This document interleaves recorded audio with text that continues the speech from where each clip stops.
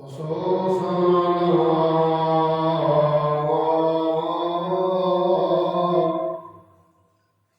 سيد الرسل وخاتم الأنبياء، أما بعد، أعوذ بالله من الشيطان الرجيم. بسم الله الرحمن الرحيم. يريدون ليطفئوا نور الله بأفواههم والله متم نوره ولو كره الكافرون.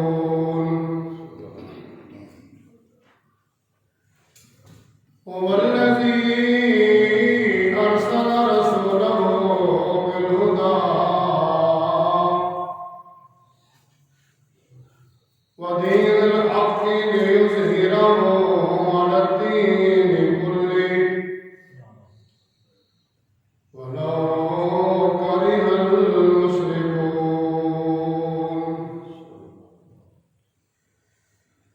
سبحان ربك رب العزة عما يصفون وسلام على المرسلين والحمد لله رب العالمين. إن الله وملائكته يصلون على النبي يا أيها الذين آمنوا صلوا عليه وسلموا تسليما. الصلاة والسلام عليك يا رسول الله وعلى آلك وأصحابك يا حبيب الله. الصلاة والسلام عليك يا رحمة للعالمين وعلى آلك وأصحابك يا خاتم النبيين.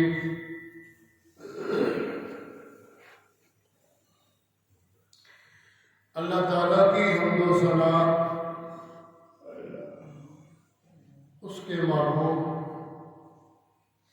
میرے اور آپ کے آقا حضور رحمت دو عالم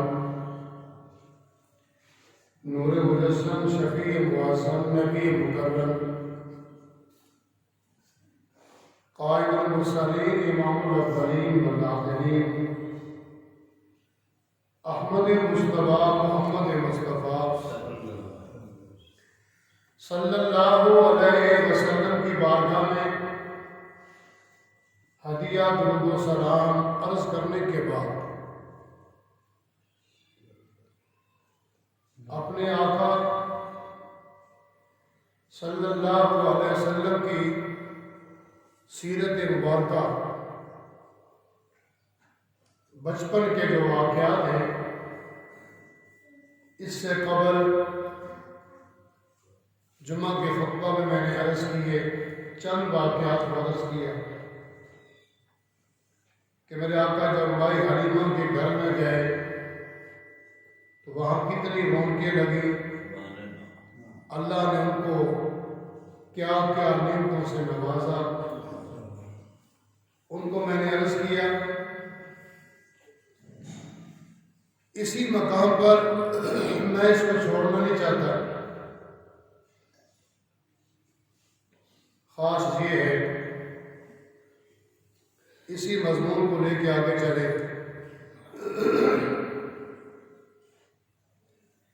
اور میں نے پچھلے جمعے میں یہ بات عرض کی،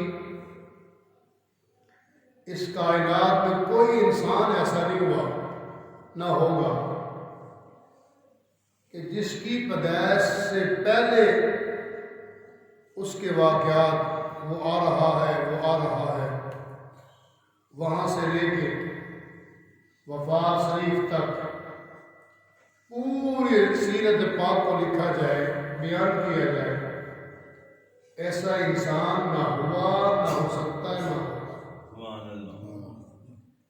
خاصہ میرے آقا صلی اللہ علیہ وسلم کا ہے۔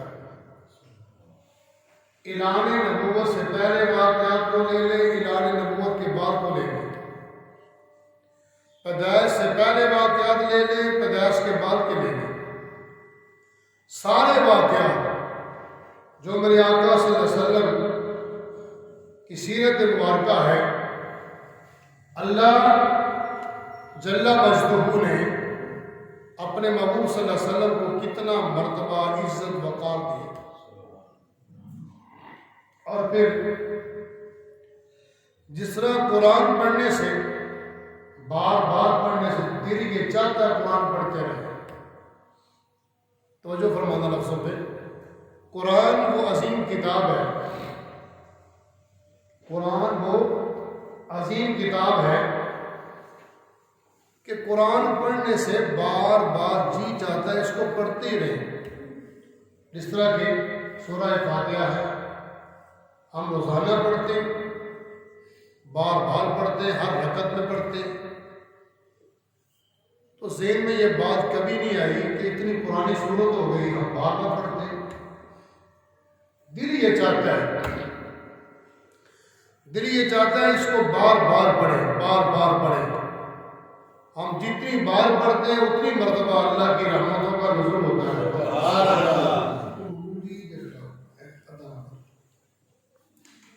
اسی طریقے آقا کی جو سیرت پاک زیادہ پڑھتے ہیں، آقا کی جو سیرت پاک ہے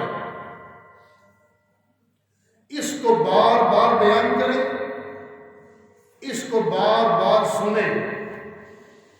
بے شمار واقعات ایسے ہوتے ہیں جو حاضرین نے پہلے سنے ہوتے ہیں، بلکہ یقیناً سنے ہوتے ہیں۔ مائی حلیمہ سعدیہ کے واقعات کو لے لیں تو اپنی زندگی گزاری ہے، اپنی زندگی بیت گئی، علماء سے سنتے رہتے ہیں، لیکن اس میں چاشنی اتنی ہے، ان واقعات میں چاشنی اتنی، محبت اتنی کہ گود بھی مائی صاحبہ کی اٹھاتی ہیں، لے کے جاتی ہیں، دودھ پلاتی ہیں، سارے واقعات آپ نے سنے۔ ان واقعات میں رب نے چاشنی اتنی رکھی ہے، مٹھاس اتنی رکھی ہے، اس کو بار بار بیان کریں، بار بار سنیں۔ جب بھی اس کو سنتے ہیں، بیان کرتے ہیں، ہمارا ایمان جو ہے اس میں اللہ تازگی عطا فرماتا ہے۔ یہ قدرتی اللہ نے میرے آقا کی سیرت کو یہ خاصہ دیا ہے، اور ایسے کبھی بھی نہیں ہوا۔ آگے جا کے عرض کروں گا، اعلان نبوت کے بعد آپ کو یاد ہوگا کہ حضرت ابو ہریرہ سب سے زیادہ جو حدیث کی روایات ہیں وہ حضرت ابو ہریرہ نے بیان کی ہے، سب سے زیادہ۔ کہتے ہیں یہ حدیث ہے، اس کا فلان راوی ہے، اس کا فلان راوی ہے، تو اکثر حدیثیں، یعنی بہت زیادہ حدیثوں کا راوی حضرت ابو ہریرہ ہے۔ ان کو صحابہ نے منع کیا، یار ہر بات نہیں لکھنی چاہیے، ہر بات نہیں لکھنی چاہیے، کوئی گل رہن نہیں دیا کر، ہر گل لکھی جانے۔ ابو ہریرہ کو صحابہ نے ٹوکا، میں ہر گل نہ لکھا کر۔ کیوں؟ صحابہ نے کہا کبھی حضور جمال میں ہے، کبھی حضور جلال میں ہے، کبھی گھر میں ہے، کبھی یاروں میں ہے، تو ہر بات کو نہ لکھا کر۔ اب سنو، یہ کتنی مٹھاس رب نے رکھی ہے، کتنی اللہ نے چاشنی رکھی ہے۔ آقا نے فرمایا اے ابو ہریرہ ہر بات کو لکھا کر، میری زبان سے جو نکلے ہر بات کو لکھ۔ کیوں؟ حضور نے فرمایا محمد مصطفیٰ کی زبان حرکت نہیں کرتی جب تک اللہ کا پیغام نہ آئے۔ اور ہمارا ہی عقیدہ ہے، نبی نبی ہوتا ہے، ہم وہ نہیں جو کہ اعلان نبوت کے یعنی 40 سال کے بعد نبی بنے، 40 سال کے بعد تو لکھ لو، پہلے نہ لکھو، نہیں۔ ہم ماننے والے اور ہمارا یہ عقیدہ ہے، بچپن میں ماں کے پیٹ میں نبی نبی ہے، گود میں ہو تو نبی نبی ہوتا ہے، چلنے کے قابل ہو تو پھر بھی اللہ کا نبی ہے، بولنے کے قابل ہو پھر بھی اللہ کا نبی ہے، تجارت کرے پھر بھی اللہ کا نبی، اپنے بیویوں میں رہے پھر اللہ کا نبی، یاروں میں جائے تو پھر بھی اللہ کا نبی۔ ٹھیک ہے، ہم وہ نہیں ہے ترازو لے کے یہ کریں، ہم وہ نہیں ہے. ہمارا یہ عقیدہ کہ اعلان نبوت سے پہلے جتنے واقعات گزرے ہیں اللہ کے نبی کے وہ سارے کے سارے معجزات ہیں. ہمارا یہ عقیدہ ہے. اس لیے اس کو میں نے آگے لے کے چلنا بڑے مختصر وقت میں. اللہ نے فرمایا ہم نے اپنے رسول کو دین دے کے بھیجا، سچا دین دے کے بھیجا ہے، اور حضور کو اللہ نے ہادی بنا کے بھیجا. اس سے پہلے جب آقا صلی اللہ علیہ وسلم نے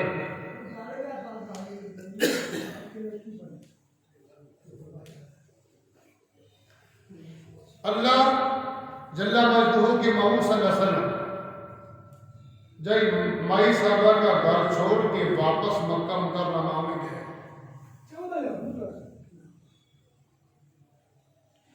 کچھ ہی وقت کے بعد آپ کی والدہ محترمہ سیدہ آمنہ رضی اللہ عنہا مدینہ منورہ گئی اور واپسی ایک مقام ہے جس کو کہتے ہیں ابوا شریف، اس مقام پر پہنچی تو آپ کا وصال ہو گیا.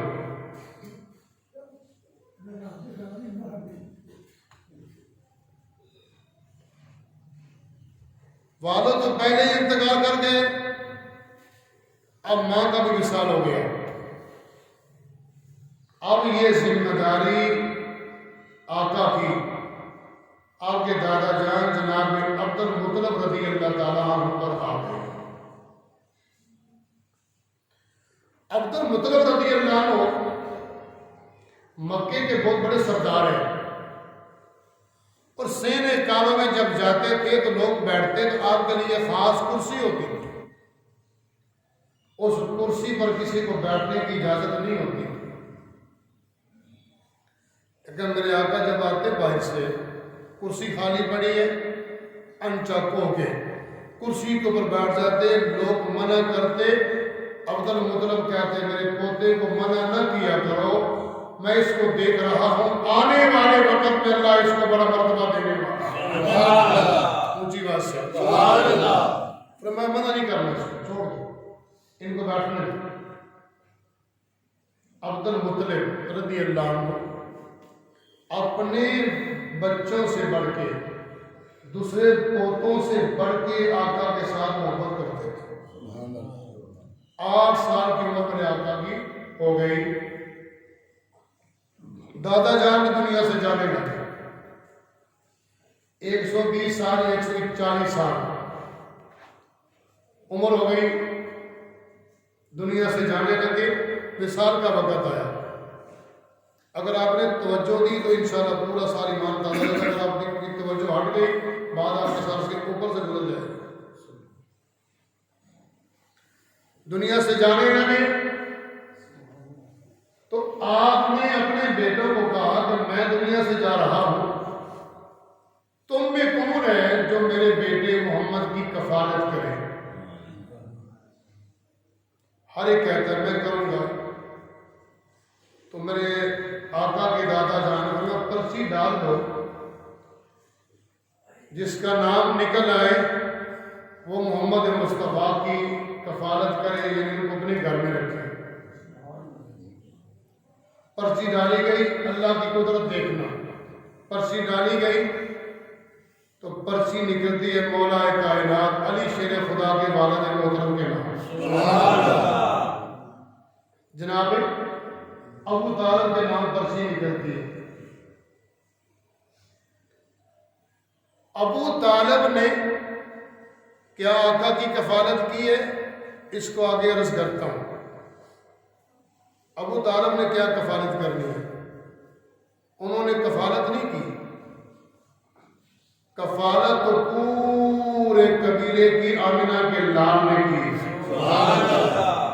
اور یہ میں نہیں کہہ رہا، یہ فرمان بھی علی شیر خدا کے والد محترم کا ہے، ان کا فرمان ہے. وہ کہتے ہیں میں نے کفالت نہیں کی، بلکہ میرے گھر کے حالات کو اتنے اچھے اس وقت نہ تھے مالی، تو میں دسترخوان لگا کے جب بیٹھتے کھانا کھانے کے لیے تو میرے بچے اگر اکیلے کھانا کھاتے تو بھوکے اٹھتے تھے۔ اللہ کی قدرت دیکھیں، شان دیکھیں، اس کی عظمت کو سلام ہے کہ اللہ جل مجدہ کے محبوب اگر دسترخوان پر بیٹھ جاتے تو جناب ابو طالب فرماتے ہیں کہ میرے بچے پیٹ بھر کے کھانا کھا لیتے ہیں۔ سبحان اللہ، اونچی بات، سبحان اللہ۔ یہ معجزات آقا کے اعلان نبوت سے پہلے کے ہیں، بچپن کے ہیں۔ ابو طالب کے ذمہ لگ گیا کہ آپ ان کی کفالت کریں، اپنے بچوں سے بڑھ کے ان سے محبت کرتے ہیں۔ ابو طالب فرماتے بچے صبح کے وقت اٹھتے ہیں، آنکھیں بند ہوتی ہیں، منہ دھونا پڑتا ہے، بال سیدھے کرنے پڑتے ہیں، سرما لگانا پڑتا ہے، یہ فطرتی بات ہے۔ میں اپنے بچوں کا منہ دھوتا، بال سیدھے کرتا اور میں ان کے آنکھوں میں سرما بھی لگاتا۔ ایک موقع ایسا نہیں آیا کہ مجھے محمد مصطفیٰ کی آنکھوں میں سرما لگانے کی ضرورت پڑی ہو، منہ دھونا پڑا ہو، یا پھر مجھے آپ کی زلفوں کو سیدھا کرنا پڑا۔ بچے اٹھتے تو سستی ہوتی، یہ قدرتی طور پہ بات ہے، جو بندہ سو کے اٹھے اس کے اوپر سستی ہوتی ہے۔ ایک موقع بھی ایسا نہیں، ابو طالب کہتے ہیں جب بھی اٹھتے تو یوں لگتا انہوں نے تو نیند کی کوئی نہیں، باقی سو جاتے تھے تو میرے آقا اپنے سونے رب کی یاد میں لگے رہتے ہیں۔ سبحان اللہ، اونچی بات، سبحان اللہ۔ منو تسی اگر تسی میرے بچوں کے تھکے جی فرماتے ہیں جناب ابو طالب کہ بچے اٹھتے ہیں ان کی حالت عجیب ہوتی ہے۔ محمد مصطفیٰ اٹھتے، آنکھوں میں سرما لگا ہوتا ہے اور زلفوں میں کنگھی ہوتی ہے، تیل لگا ہوتا ہے، منہ دھلا ہوتا ہے۔ مجھے ایک مرتبہ بھی آقا کے زلفوں میں کنگھی کرنے کی ضرورت نہیں پڑی۔ جب بھی اٹھتے تھے قدرتی طور پر آپ کا چہرہ مبارک بالکل پہلے صاف ہے، اور فرماتے ہیں جناب ابو طالب کہ آنکھوں میں سرما لگا ہوتا ہے، سرما لگانے کی ضرورت نہیں پڑتی اللہ کے پیارے محبوب کو۔ سبحان اللہ، اونچی بات، سبحان اللہ۔ یہاں ایک بات عرض کر دوں، ابو طالب کے بارے میں نے کہا جناب ابو طالب یا محترم میں نے کہا، یہ لوگ کہیں گے انہوں نے کلمہ ہی نہیں پڑھا۔ حضرت علی کے والد کے بارے میں لوگ کہتے ہیں انہوں نے کلمہ نہیں پڑھا۔ مجھے اس بات سے غرض نہیں انہوں نے کلمہ پڑھا کہ نہیں پڑھا۔ کہتے ہیں نبی فرماتے رہے میرے کام میں کلمہ پڑھ جاتا میں تیری دعائی لے آؤں گا۔ انہوں نے کلمہ نہیں پڑھا، آپ تعریفیں کرتے۔ میں نے کہا مجھے اس بات سے کوئی غرض نہیں انہوں نے کلمہ پڑھا کہ نہیں پڑھا، مجھے یہ تو بتاؤ وہ کون سا بندہ ہے۔ ان کو خدا بس چاہتے ہو اندر والوں ویڈیو بنائی سنو، جناب ابو طالب کون ہے؟ ابو طالب وہ ہستی ہے، وہ کون سا بندہ ہے، وہ کون سا بندہ ہے جس نے بچپن مصطفیٰ سے لے کے اعلان نبوت تک اور اعلان نبوت کے بعد بھی وہ کون سی ہستی ہے جس نے آقا کا ساتھ دیا؟ ہر موقع پر کہنا پڑے گا، ماننا پڑے گا، جس نے ہر موقع پر آقا کا ساتھ دیا اس کو ابو طالب کہتے ہیں۔ اپنے مخالف، بیگانے مخالف، سارے مخالف، کوئی ساتھ دینے والا نہیں ہے، کوئی ساتھ دینے والا نہیں ہے۔ جس ہستی نے آقا کا ہر موقع پر ساتھ دیا اس کو علی شیر خدا کا والد جناب ابو طالب کہتے ہیں۔ کلمہ پڑھا کہ نہیں پڑھا؟ تو قبری جا کے ساتھ دینا، اللہ تعالیٰ پوچھے گا قبری کہ ابو طالب نے کلمہ پڑھا کہ نہیں پڑھا؟ تمہیں کیا چھوڑتے اس بات؟ اس وقت کے جو علماء ہیں ان میں جناب پیر کریم شاہ قادری نے ضیاء النبی میں حضرت ابو طالب رضی اللہ عنہ لکھا ہے، شاہ عبدالحق محدث دہلوی مدارج النبوت میں حضرت ابو طالب رضی اللہ عنہ لکھا ہے، پڑھا کہ نہیں پڑھا مجھے نہیں پتا، میں اس طرف آتا ہی نہیں، بس میری تو بات اتنی ہے کہ آقا کے ساتھ اپنے بچوں سے بڑھ کے، اپنی جان سے بڑھ کے کفار مکہ نے آقا کی مخالفت کی، اپنے بگانے مخالفت کرتے، اور جس ہستی نے آقا کا اس موقع پر ساتھ دیا اس کو علی شیر خدا کا ولد جناب ابو طالب کہتے ہیں۔ اور کلمہ پڑھا کہ نہیں پڑھا چھوڑو اس بات کو، جناب ابو طالب فرماتے ہیں یہ مقام ادب ہے۔ کیا ہے؟ مقام اونچی آواز سے کہہ رہے کیا ہے؟ مقام ادب ہے۔ اور میرے امام نے فرمایا، حضرت فرماتے ہیں کہ ابو طالب کے بارے میں اپنی زبان کو خاموش رکھو، کچھ نہ کہا کرو، کہیں ایسا نہ آقا کو تکلیف ہو تمہارے کچھ کہنے سے، اس لیے زبان کو خاموش رکھا کرو۔ ابو طالب فرماتے ہیں میرے آقا کی عمر ظاہری ہو گئی 12 سال، میں جانے لگا سفر کو تجارت کے لیے، حضور نے فرمایا چاچا میں نے گھر میں اکیلے نہیں رہنا، میں نے بھی ساتھ جانا ہے۔ میں حضور کو ساتھ لے کے چلا گیا، ایک مقام پر پہنچے، وہاں ایک پادری تھا، وہ باہر نکلا اور وہ دیکھ کے حیران ہوا کہ درخت کے نیچے کون بیٹھا ہوا ہے، درخت کے نیچے کون بیٹھا ہے؟ اس نے پڑھا تھا قرآن میں اس درخت کے نیچے کوئی کیسے بیٹھ سکتا جو اللہ کا پیارا پیغمبر ہو، اس نے یہ پڑھا تھا۔ ابو طالب کو کہنے لگا کہ میں چاہتا ہوں کہ میں تمہارا کھانا بناؤں، تم میرے مہمان بن جاؤ۔ اس نے کھانا تیار کیا۔ ابو طالب فرماتے ہیں میں نے کہا بیٹا تم رک جاؤ امام کے پاس، ہم کھانا کھا کے آتے پھر تمہیں بات کرنے جاتے۔ کھانا کھانے کو گئے، پادری نے کہا کہ اس کے وسیلے سے کھانا دینا چاہتا ہوں، اس کو وہاں چھوڑ کے آ گئے، اونچی بات نہ، اس کو ساتھ لے کے آؤ گے پھر کھانا ملے گا۔ ابو طالب فرماتے ہیں میں حضور کو بلا لیا، جب حضور نے کھانا کھایا میں نے بھی کھانا، سب نے کھانا کھا لیا، تو پادری کہنے لگا ان کو واپس لے جاؤ، آگے نہیں جانا۔ کیوں؟ یہودی علماء کی نیندری اکھڑ گئی جب سے یہ پیدا ہوئے۔ ابو طالب تم نہیں جانتا، میں نے قرآن میں پڑھا ہے اس درخت کے نیچے وہی بیٹھے گا جو آخر زمان پیغمبر اللہ کا پیارا نبی ہو۔ میں نے اندر سے دیکھ لیا ہے کہ درخت کے نیچے بیٹھا، اس کے وسیلے میں نے تمہیں کھانا دیا ہے۔ ابو طالب کہتے ہیں واپس آ گئے، میں بڑی جلدی آپ کو واقعات آپ کو عرض کر رہا ہوں۔ واپس آ گئے، میرے آقا کی عمر ہو گئی 25 سال کے قریب۔ دوسرا قافلہ پھر چلا، مکہ مکرمہ میں ایک عورت ہے جس کو کہتے ہیں سیدہ خدیجہ الکبریٰ، یہ مومنوں کی ماں ہے، مکے کی یہ تاجرہ تھی، ان کے 2 شوہر فوت ہو گئے، بڑی مالدار تھی، کسی کو اپنے نکاح میں نہیں لینا چاہتی تھی، نہ کسی کے نکاح میں جانا چاہتی۔ تجارت کے لیے انہوں نے اپنا قافلہ بھیجا اور انہوں نے اپنا سامان میرے آقا کے حوالے کر دیا۔ اونچی بات، اب یہ قافلہ روانہ ہوا، ساتھ غلام بھی جاتا ہے، فرمایا دیکھتے جانا۔ مائی صاحبہ کہتی ہے رستے میں دیکھتے جانا رستے میں کیا کیا ہوتا ہے۔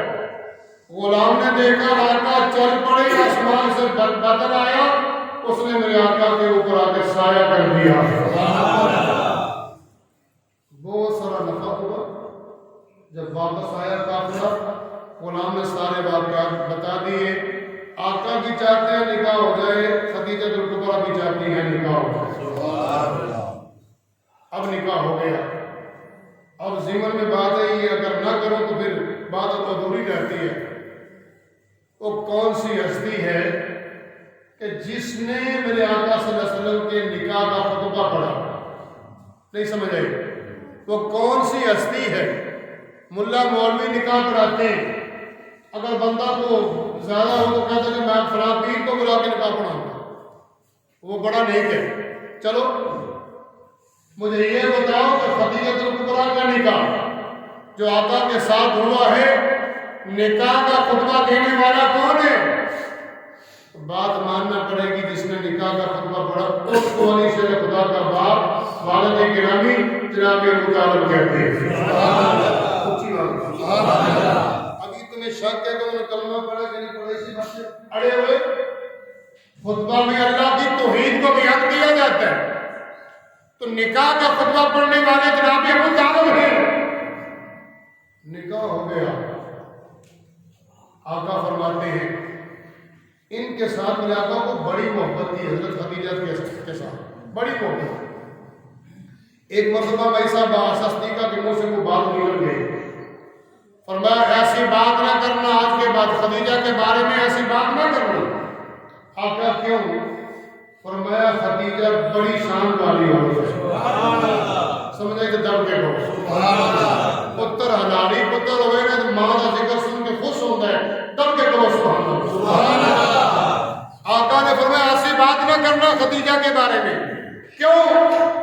آقا نے فرمایا خدیجہ وہ عظیم عورت ہے، جب سارا مکہ میرے مخالف تھا، تائید کرنے والی خدیجہ الکبریٰ ہے۔ آشا ایسی بات نہ کرنا آج کے بعد، کیوں؟ آقا نے فرمایا جب سارے میرے مخالف تھے، اپنے بغانے کوئی ساتھ دینے والا نہ تھا، جس نے اس وقت میرا ساتھ دیا اس کو خدیجہ الکبریٰ کہتے ہیں۔ پھر میرے آقا نے فرمایا اے آشا، خدیجہ وہ عظیم عورت ہے، اللہ نے بڑی خوبصورت عورتیں مجھے دی، شانوں والی دی، کنواری بھی دی، بیوہ بھی دی۔ ذمہ میں بات ہے یہ بھی عرض کر دوں، آقا نے بیوہ کے ساتھ نکاح کیوں کیا؟ یہ پہلا نکاح ہے آقا کا، جوانی کا نکاح میرے آقا نے بیوہ کے ساتھ کیوں کیا؟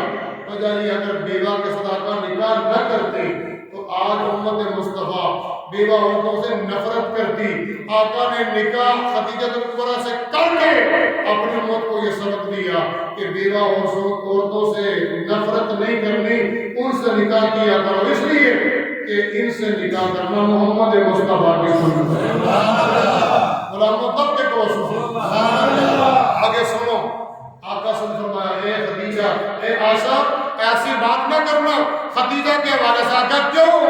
فرمایا اے عائشہ خدیجہ وہ عورت ہے اللہ نے جس کے بدن سے مجھے ساری اولاد عطا فرمائی۔ یہ تو خدیجہ الکبریٰ وہ عظیم عورت ہے، امام حسن کی نانی ہے، امام حسین کی نانی ہے، اونچی بات ہے، اس لیے ان کے بارے میں کوئی بات نہیں کرنی۔ حضرت عزیز کا یہ بات واقعات چلتے چلتے میرے آقا کی عمر ہوگی 35 سال، اونچی بات، 35 سال کی عمر ہو گئی۔ مکے والے ہر میں کعبہ بنانا چاہتے ہیں، اللہ کا گھر دوبارہ بنانا چاہتے ہیں۔ انہوں نے میٹنگ کی آپس میں کہ کوئی بندہ غلط پیسہ لے کے نہ آئے، حلال طیب و طاہر روزی لے کے ہو، درم و دینار لے کے ہو۔ ہم نے طیب کا گھر طیب بنانا ہے، طیب کا گھر طیب بنانا ہے، پاک اگر ہم نے پاک بنانا ہے اس میں پاک پیسہ لگانا ہے، کوئی پیسہ غلط لے کے نہ آئے۔ اب وہ ہر میں کعبہ کو بنانے لگے، پیسے تھوڑ گئے، کم ہو گئے۔ یہ جو حتیم کا علاقہ ہے، جگہ جو حتیم کی ہے، جو حجاج کی ہے، عمرہ کرنے حج کرنے وہ جانتے ہیں، ایک کمرہ بنا اس کے ساتھ حتیم کا تھوڑی سی جگہ بچتی ہے، وہ جگہ پہلے اللہ کا وہ گھر ہی تھا، یعنی وہ پورا خانہ کعبہ ہی تھا۔ عرب والے اس کو نہ بنا سکے، پیسے کی کمی ہوگی، انہوں نے ارادہ کر دیا آج بھی جو بندہ حتیم کے اندر جا کے نفل پڑھے وہ سمجھ لے کہ میں نے خانہ کعبہ کے اندر نفل پڑھے۔ اونچی بات سے کیا؟ اب یہ اللہ کا گھر بنانے لگے، اس کو پہلے شہید کیا گیا، اس کو پھر دوبارہ بنانا شروع کیا، دیواریں اوپر آ گئی، ایک بات میں جھگڑا ہو گیا۔ اب کہیں گے کہ سادے سادے رہتے ہیں، چلو سادے بھی کبھی کبھی ہونے چاہیے، تو اتنا سادہ نہیں رہنا، فکر نہیں کرنی۔ ہاں تو دیواریں پڑ گئی، عرب والے لڑ پڑے تو لڑ پڑتے ایسے لڑتے تھے اکھڑ سے ان کے سینکڑوں کی تعداد میں لوگ قتل ہو جاتے، اپنی لڑائی کو نہیں چھوڑتے۔ اب یہ پھر لڑنے لگے، کس بات پر؟ ایک قبیلہ کہتا ہے میرا حق بنتا ہے کہ حجر اسود میں لاواں گا خانہ کعبہ کی دیوار وچ، دوجا کہتا ہے میں لاواں گا، تیجا کہتا ہے میں لاواں گا، چوتھا کہتا ہے میں لاواں گا۔ اب اتنی دیر میں جب آپس میں باتیں کریں، اتنی دیر میں آمینہ کے لال تشریف لے آئے۔ اونچی بات سبحان اللہ۔ تو یہاں مجھے کہنا پڑے گا دنیا پہ آیا کوئی تیری نا مثال دا، آپ دنیا پہ آیا کوئی تیری نا مثال دا، سارے بڑا دنیا پہ آیا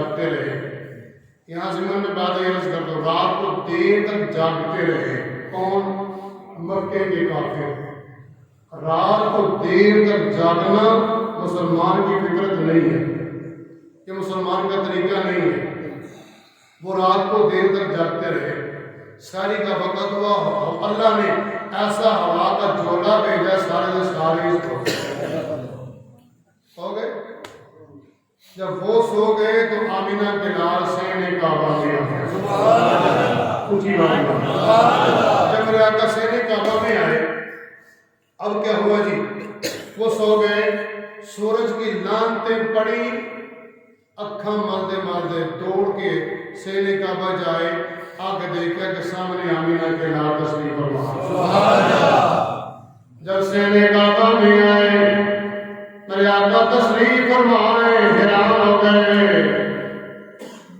کہنے لگے پیارے محمد اپنا فیصلہ ہمیں منظور ہے۔ اونچی آواز اے پیارے محمد آپ کا فیصلہ ہمیں منظور ہے، چونکہ آپ صدیق بھی ہیں، امین بھی ہیں۔